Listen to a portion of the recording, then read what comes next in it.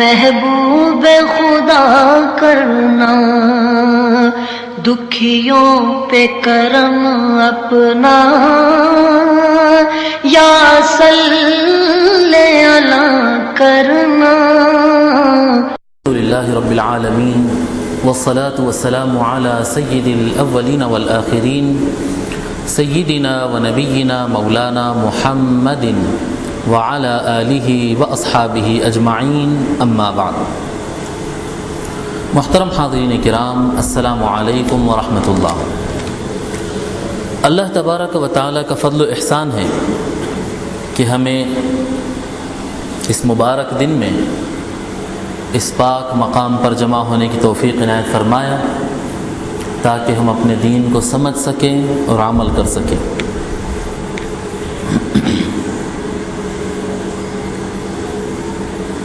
ماہ رجب کے آغاز کے مناسبت سے، کیونکہ ماہ رجب کا ابتدائی حصہ بر صغیر میں حضرت سیدنا خواجہ معین الدین چشتی غریب نواز رحمۃ اللہ علیہ کی یاد کے طور پر منایا جاتا ہے، اس مناسبت سے ہم گزشتہ جمعہ سے اولیاء کرام سے متعلق بالعموم جو احادیث وارد ہوتے ہیں اس پر تھوڑی سی ہم گفتگو کیے تھے، اور یہ بات بتلائے تھے کہ اولیاء کرام کی مقبولیت اللہ تبارک و تعالی کے حکم سے آسمانوں سے نازل ہوتی ہے۔ یہ جو بندوں کے دلوں میں جو محبت کثرت سے ہوتی ہے، یہ صرف دنیا کا معاملہ نہیں بلکہ یہ آسمانوں پر پہلے طے ہوتا ہے، جیسا کہ بخاری شریف میں آیا ہے۔ آسمان والے محبت کرتے ہیں، پھر زمین پر ان کی محبت نازل کر دی جاتی ہے۔ سو جوق در جوق ہزاروں لاکھوں کروڑوں کی تعداد میں پھر بندے اللہ کے اس ولی سے محبت کرنے لگتے ہیں۔ انتہا یہ کہ مسلم غیر مسلم بھی ان سے محبت کرنے لگتے ہیں۔ یہ صرف اللہ تبارک و تعالیٰ کی قدرت ہے۔ اور گزشتہ جمعے کے خطاب کے اختتام میں ہم یہ بات بولے تھے کہ بزرگان دین کی کیفیت کیا ہوتی ہے اور بزرگان دین کی علامت کیا ہوتی ہے۔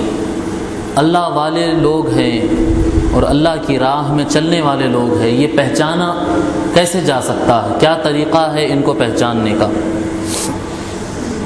کیا ان کے صفات، ان کے امتیازات، ان کے کام کرنے کے انداز، ان کا اٹھنا بیٹھنا چلنا پھرنا بات کرنا کیسا ہوتا ہے، تاکہ اگر وہ معلوم ہو جائے تو پھر ہم بھی کسی ولی کو تلاش کر سکیں۔ انشاءاللہ تعالی آج جمعہ کے اس خطاب میں ہم کوشش کریں گے۔ احادیث تو بہت سارے تھے احادیث۔ ابھی نماز سے خطاب سے کچھ دیر پہلے گھنٹے بھر سے احادیث دیکھتے بیٹھا تھا، اولیاء سے متعلق ان کے کیفیات سے متعلق جو احادیث ملتے ہیں، تو احادیث تو سووں میں تھے، اس میں سے سلیکٹ کر کے لانے کے باوجود بہت کچھ چھانٹ کے کر کے سلیکٹ کیا، اس کے باوجود بھی احادیث اتنے ہو گئی کہ شاید آج کے ہمارے خطاب میں یہ ان کا بیان مکمل نہ ہو سکے۔ پھر بھی کوشش کریں گے حتی الامکان حتی المقدور اولیاء کرام کے جو صفات احادیث میں ذکر کیے گئے ہیں، ان کے جو مزاج ذکر کیے گئے ہیں، اس کو بیان کرنے کی حتی المقدور کوشش کریں گے۔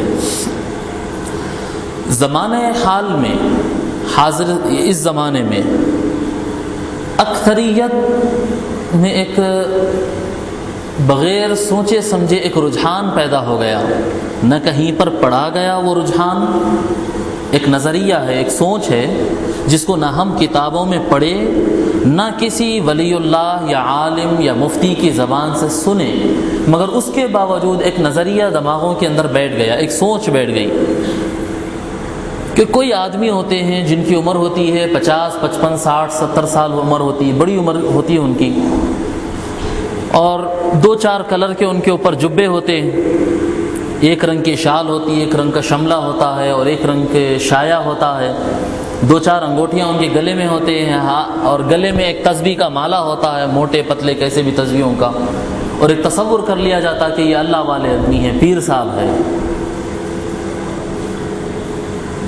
رنگ برنگے کپڑے، سفید بڑی داڑھی، بڑی عمر ہونا چاہیے، نوجوان رہے تو اتنا مزہ نہیں آتا، بڑی عمر ہونا چاہیے، 60 کے اوپر، 70 80، اور جتنی عمر زیادہ ہو اتنا زیادہ بزرگ ہو جاتے ہو، جتنا عمر میں بزرگ ہوئیں گے اتنے اللہ والے ہم سمجھ لیتے ہیں، ایک رجحان ایسا دماغوں کے اندر بن گیا، کوئی بزرگ ہے، پیر صاحب ہے، اللہ والے، حالانکہ عمر کا زیادہ ہونا بھی اللہ والے کی علامت نہیں ہے، کپڑوں کا کئی رنگ میں ہونا یہ بھی اللہ والے کی علامت نہیں ہے، شایا اور شملہ ہونا بھی کہیں پر بھی کسی حدیث میں اللہ والے کی نشانی کے طور پر بیان نہیں کیا گیا، نہ گلے میں تسبیح نہ ہاتھ میں تسبیح، کوئی بھی اللہ والے ہونے کی نشانی نہیں ہے، نہ انگوٹھیوں سے تقوی اور للہیت اور ولایت کا کوئی درجہ معلوم ہوتا ہے۔ ان تمام چیزوں کو جن کو ہم نشانیاں مان چکے ہیں، یہ بزرگوں کی نشانیاں، ان تمام نشانیوں میں سے جو ہمارے ذہنوں نے پیدا کر لیا ہے، ان تمام میں سے ایک بھی بزرگ ہونے کی نشانی نہیں ہے، ایک بھی بزرگ ہونے کی نشانی نہیں۔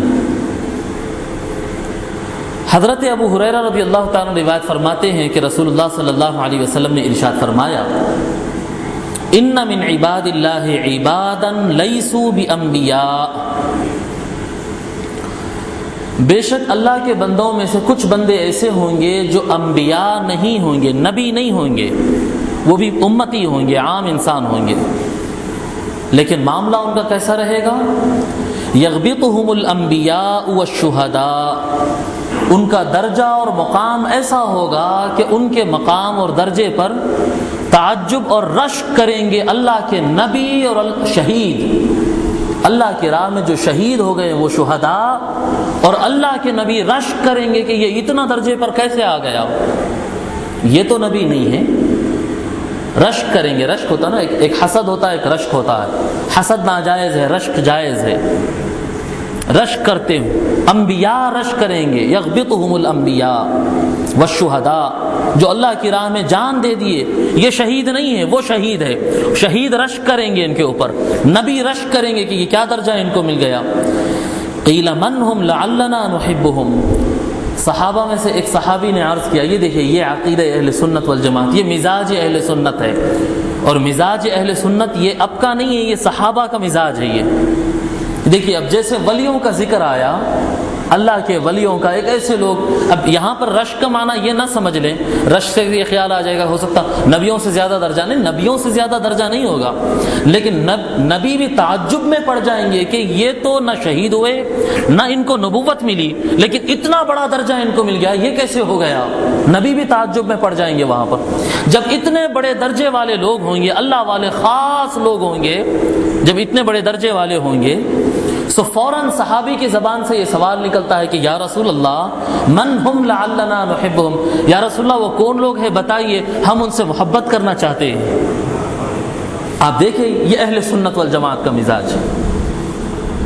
آج لوگ بولتے ہیں کہ بھئی ہاں ٹھیک ہے، وہ لوگ عمل کرے، بھئی وہ لوگ عمل کر کے آگے بڑھ گئے، ہمارا کیا کرنا ہے، ہم تو اپنی نماز سے رابطہ رکھیں، ہم اپنے عمل سے رابطہ رکھیں، بھئی فلاں بزرگ کا تذکرہ کر کے، ان کا نام لے کر، ان کی فاتحہ کر کے، ان کا جھنڈا لگا کر، جی ان کا نام لے کر اور ان کے ناموں کو اپنے نام کے ساتھ قادری چشتی لگا کر ملتا کیا ہے، اپنے آپ کو ان سے منسوب کر کے ملتا کیا ہے؟ ارے بابا ہم محبت کرتے ہیں، محبت کرتے ہیں سو ان کے نام کا جھنڈا لگائیں گے، ان کے نام کی بلڈنگ کھڑے کریں گے، ان کی یادگار بنائیں گے، ان کے نام کی چادریں چڑھائیں گے، ان کے نام پہ مٹھائیاں بانٹیں گے، ان کے نام کا عرس کریں گے، فاتحہ کریں گے، یہ ہماری محبت ہے۔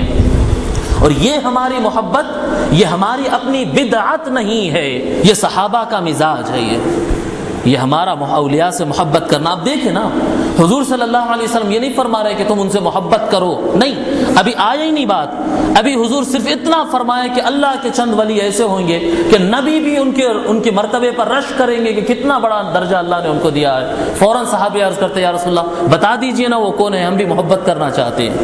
من ہم لعلنا نحبہم، شاید ہم بھی ان سے محبت کرنا چاہتے ہیں۔ قال هم قوم تحابوا بروح اللہ من غیر ارحام ولا انتساب، یہ ولیوں کی صفت، پہلی صفت آج کی بتا رہا ہوں۔ فرما رہے ہیں آقا صلی اللہ علیہ وسلم، وہ اللہ کے وہ بندے ہوں گے، ہم قوم، وہ اللہ کے ایسے خاص بندے ہوں گے، تحابوا بروح اللہ، وہ صرف اللہ کی نسبت کی وجہ سے ہر ایک سے محبت کریں گے، ان کی محبت کرنے کا ریزن، ان کی محبت کرنے کی وجہ کوئی اور نہیں ہوگی. لوگ کہیں گے، یہ نظر آئے گا کہ یہ مسلمان ہے، یہ اللہ کو ماننے والا ہے، اس لیے محبت کریں گے. اب پتہ نہیں کہ وہ اچھا ہے، برا ہے، نیک ہے، بد ہے، مالدار ہے، غریب ہے، رشتہ دار ہے، غیر رشتہ دار ہے، اس سے مطلب ہی نہیں ہے ان کو. صرف یہ کیونکہ یہ مسلمان ہے اس لیے وہ محبت کرتے. تحابوا بروح اللہ من غیر ارحام، کوئی رشتہ داریاں ان کی آپس میں نہیں ہوں گی، ان سے آپس میں کوئی رشتہ نہیں ہوگا. ولا انتساب، نہ کوئی اور نسبت ہوگی. اور روایتوں میں ولا اموال یتعاطونها، ان کا کوئی بزنس نہیں ہوگا آپس میں. چلو بھئی اس سے فائدہ مل رہا ہے، اس سے کنیکشن رکھو، اس سے تعلقات بنا کے رکھو. نہیں، ان کو نہ مال سے مطلب ہوگا، نہ رشتہ داری سے مطلب ہوگی. صرف ان کو اتنا پتہ چلے گا کہ یہ مسلمان ہے، یہ اللہ کا نام لینے والا ہے، وہ اس سے محبت کریں گے. ان کے پاس سبب محبت صرف اللہ ہے، صرف اللہ. وجوہہم نور، ان کے چہرے نورانی ہوں گے، نور ہوگا ان کے چہروں کے. وجوہہم نور، ان کے چہرے نور ہوں گے. علی منابر من نور، وہ قیامت کے دن نور کے ممبروں پر بٹھائے جائیں گے. پھر آگے فرماتے ہیں دوسری صفت. پہلی صفت ہم کیا بتائیں؟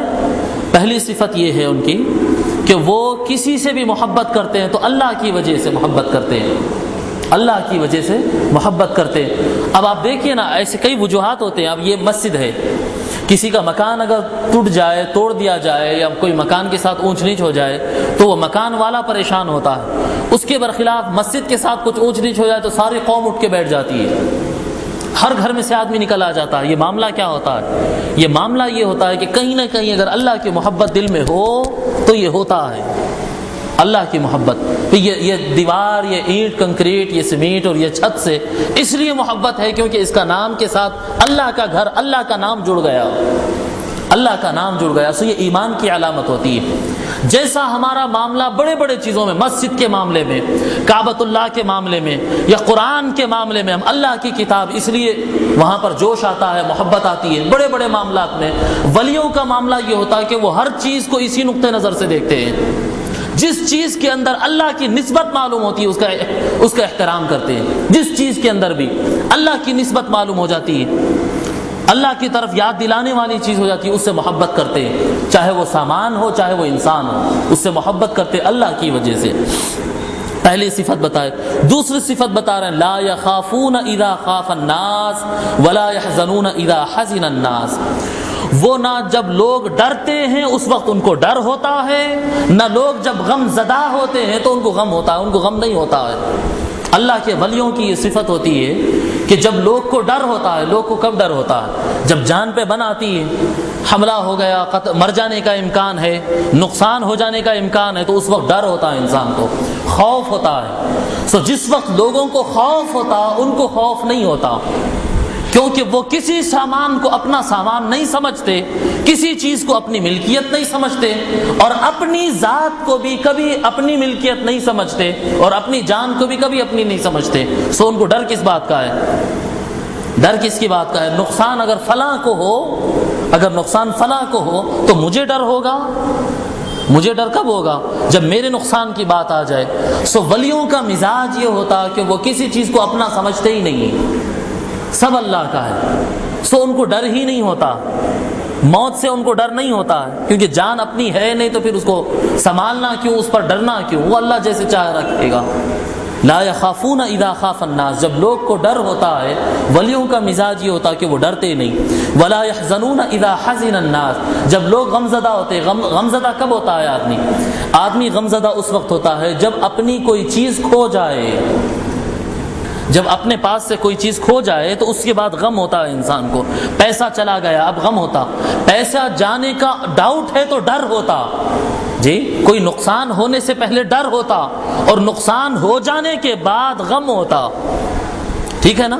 پیسہ چلا گیا، اب پیسہ ہو سکتا میرا پیسہ کوئی کھینچنے آ رہا، میں ٹھہرا ہوا ہوں اکیلا گلی میں ہوں رات کے ٹائم پہ، 2 غنڈے اگر مجھے پکڑ لے اور میرا پیسہ چھیننے کے لیے آ رہے ہیں تو مجھے ڈر ہوتا. جب وہ چھین کے چلے جائیں تو اس کے بعد غم ہوتا. غم کا تعلق نقصان ہونے کے بعد ہوتا ہے، نقصان ہونے کے بعد غم ہوتا ہے. سو فرما رہے لا يحزنون اذا حزن الناس، جن باتوں پر لوگ کو غم ہوتا ہے، مکان چلے گیا، کاروبار میں نقصان ہو گیا، رشتہ دار کا انتقال ہو گیا، ہاتھ پاؤں کسی ایکسیڈنٹ میں کٹ گیا، کچھ ہو گیا، بینائی